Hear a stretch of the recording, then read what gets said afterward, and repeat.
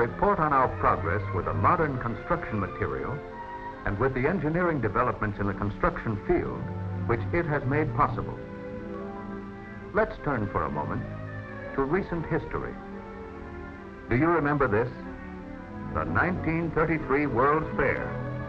Do you remember the new styles, the bright modern appearance of the buildings? Do you recall the interest these things had for home builders?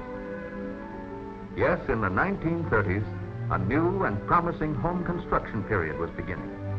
New materials, new designs, new construction techniques were either introduced or promised for the future. And Americans went for the modern idea as only Americans can. They put them on paper. They wrote them into contracts. They poured them into concrete and built them into the floors and walls and rafters of their new homes of the 30s. Until...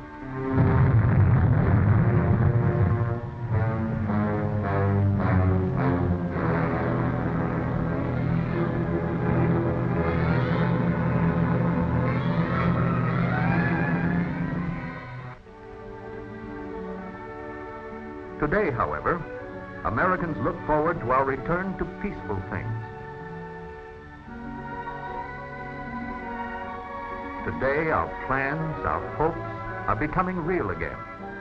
Our men and women are looking homeward.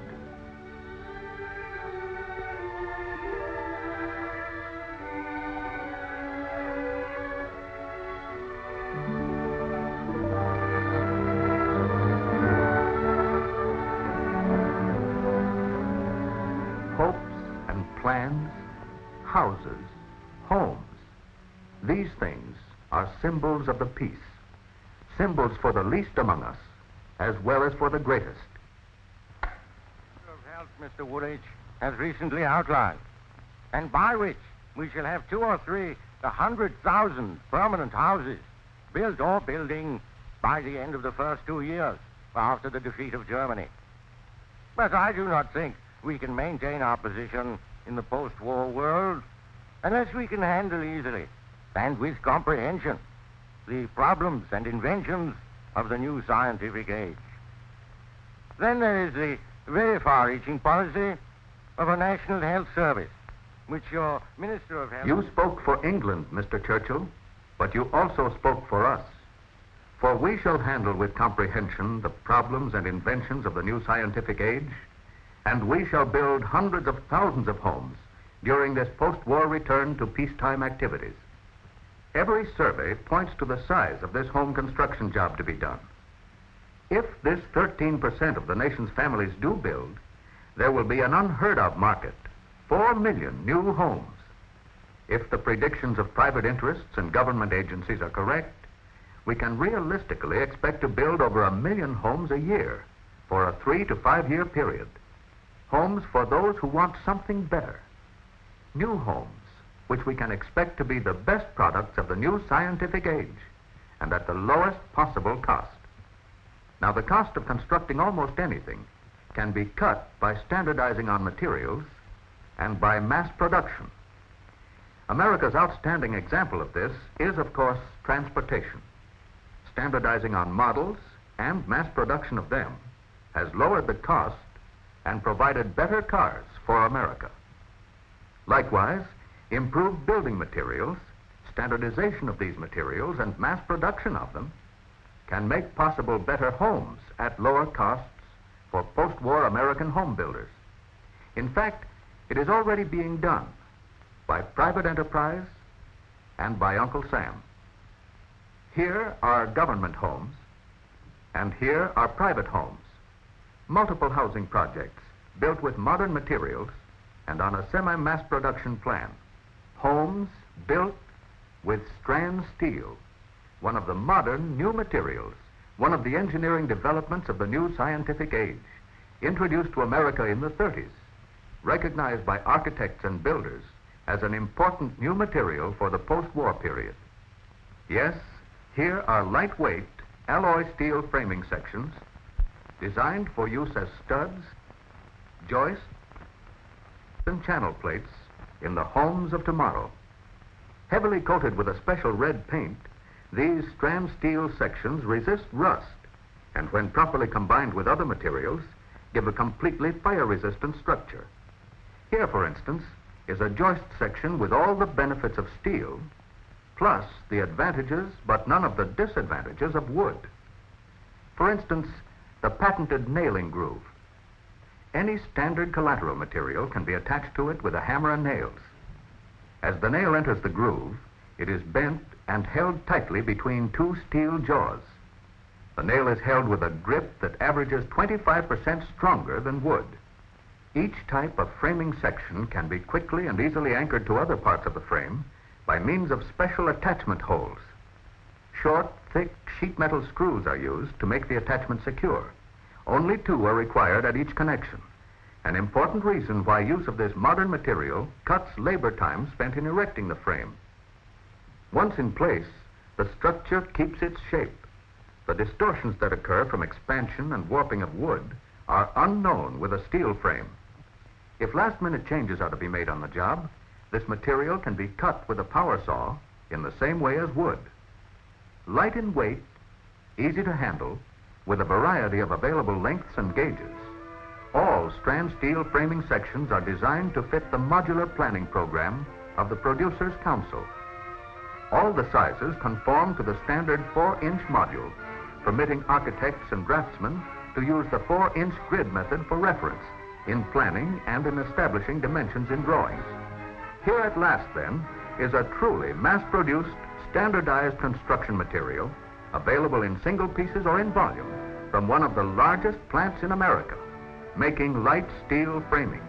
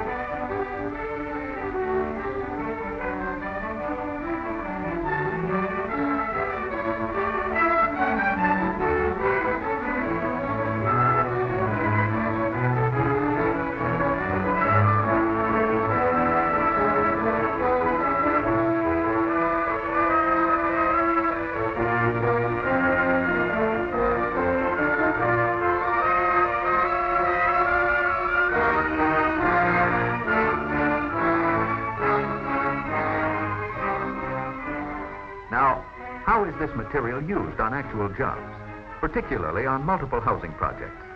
What are the erecting techniques that work best with Stran-Steel? Let's get our answer from a contractor like this one, a builder with broad practical experience in the field of multiple home construction. How do you do? I'll be glad to tell you what we know and show you some of our methods.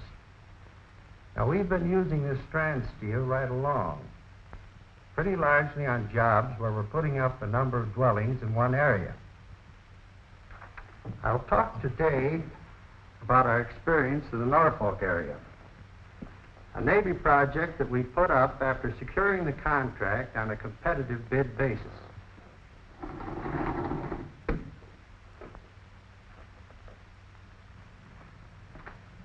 We made some movies of the project as we went along, and that's what I'm going to show you.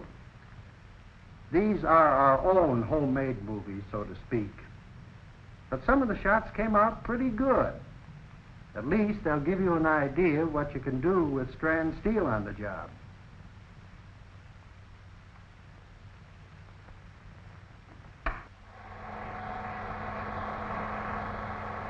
Now, here's one of our first steps in the construction of a single-family dwelling. These are the forms for the concrete foundation. Central heating and laundry facilities for the community eliminated the need for basements, although each home could have had one. The laying of the concrete floor was a matter of pouring and leveling. This made possible all of the advantages and economies of ground-level concrete flooring. Bolts were set in the foundation offset. This gave us a very rigid attachment of the unit framework. And notice that the offset has been waterproofed. Stran-Steel channels are quickly and easily bolted onto the concrete foundation at the offsets. Now, here's where we started to save labor time on the job. Labor for this type of work is easier to get, and the structure goes together much faster. Studs and members were brought from stockpiles already cut to size. Now, they were laid out on the concrete floor. You see, we standardized on most of our dimensions, so we did only a minimum of sawing on the job. However, this shows you how we cut some of the pieces. The various pieces were simply screwed together to form the wall framework. Now, here again we save labor time by using a simpler and yet far stronger type of frame. Here's the window frame being attached to the Stran-Steel studs before erection. Very easy to do, and it makes a tight fit. Up she goes. You can see how easily the main sections of the assembled frame can be handled. The second gable end wall is erected and temporarily braced. Now the rear wall is easily raised into place. You don't need a lot of labor to handle this frame, which is one of the reasons why we were able to underbid on this job. Easy does it, and the four walls are standing. This is a typical framework, fire-resistant, economical in erection, stronger by far than wood construction we might have used. We secured the wall studs to the channel plates with self-tapping screws. That's all we used, and we did it fast. Here's a jig table we used to assemble the roof trusses. The important thing here is that using Stran-Steel, we could get the economies of site prefabrication from mass-produced parts by assembling the units from stockpile of pre-cut members. This shows you how the truss ends were dogged together for welding. Welding the entire truss was a matter only of minutes. Welding was not necessary, but here the size of the job made it economical. We could have bolted these roof trusses together just as well, but we were able to simplify our labor operations better this way. Now notice how the joints were cleaned and painted. Here's the finished truss. And there it goes into place in the framework of the house. 3 men are all you need to lift it. The wooden brace across the top is a temporary support. There goes the second truss. And the third truss is fitted into place. The trusses were screwed to the channel plates. And there's your roof framework, strong and rigid and fireproof. Each truss has nailable surfaces on both top and bottom. The insulating sheathing was nailed directly onto the Stran-Steel wall studs. Incidentally, you can use any collateral material you want. Here the roof boards and roofing are going on over the framework. Here's a number of the single-family dwellings, roofed and enclosed, all completed to the same framework stage and ready for the next phase of construction. By using Stran-Steel members pre-cut to our specifications, we were able to speed up the entire project. On some of the units, we used wire over the sheathing board as a basis for stucco. The wire was cut and nailed to the sheathing. The wire network acted as additional reinforcement for the type of stucco we used. Stucco is only one of the many exterior collaterals which you can use. You have no limitations on this point at all. Steel beads were attached to the corners.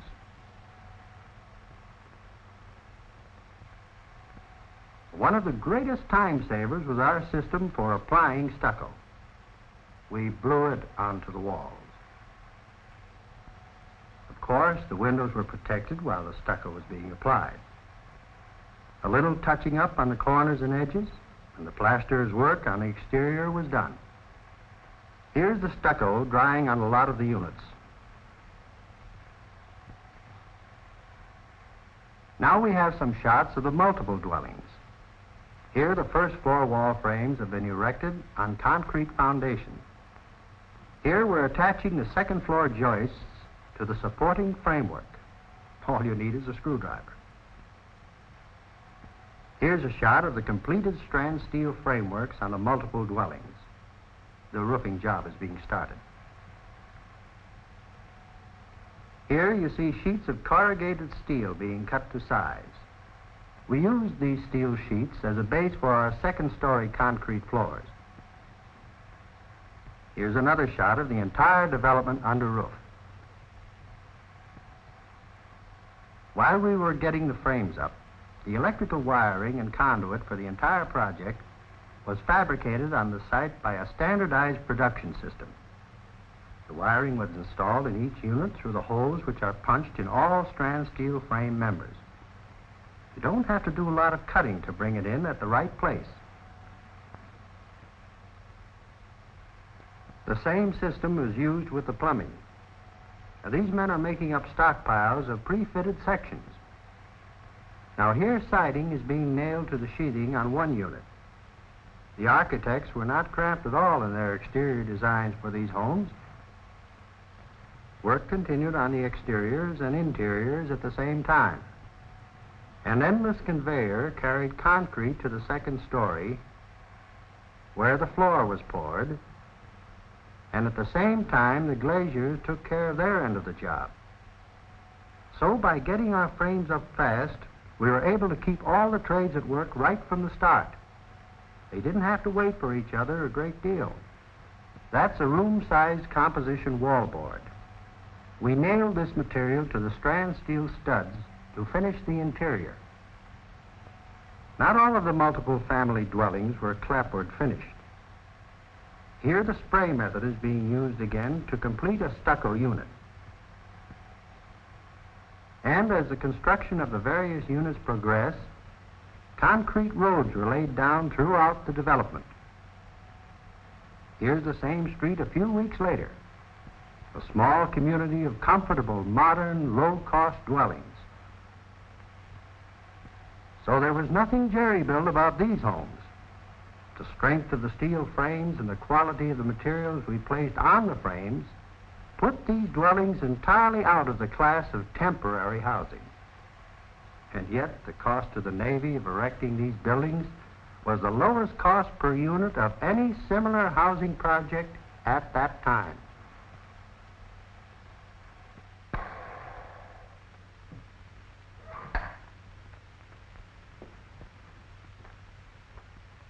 Well, that's the story on that particular project. We knew what we could do with Stran-Steel framework. We were familiar with its economics during construction. And so we bid on the job carefully and got lower estimates from our subcontractors because their work was made a lot easier and faster with the steel framing. The speed with which we built the project was something of a record. They got earlier occupancy, and we got a faster return on our investment. Speaking for our firm, that's the kind of business we like. The proof of the pudding is in the eating, as they say. And that particular kind of pudding tastes right nice to us. Yes, and the proof of a dwelling lies in the pleasure of those who dwell in it. Here are more homes, for instance, constructed with these same modern materials and methods. Homes where durability and lasting attractiveness are in great part a product of the strength and rigidity of their frames. Homes that are the best products of the new scientific post-war age. Homes that are clean and modern, designed in whatever style is the owner's choice, with individual personality and charm. Homes that are safe and comfortable, protected against fire and storms and pests. Homes whose walls are solid and straight, whose plaster stays hard and smooth, free of cracks as the home grows old. Windows that fit snug, and doors that swing true. Homes that are the finest that can be had for the means and the mode of life of those who love, hope, sleep, work, eat, yes, live in them tomorrow.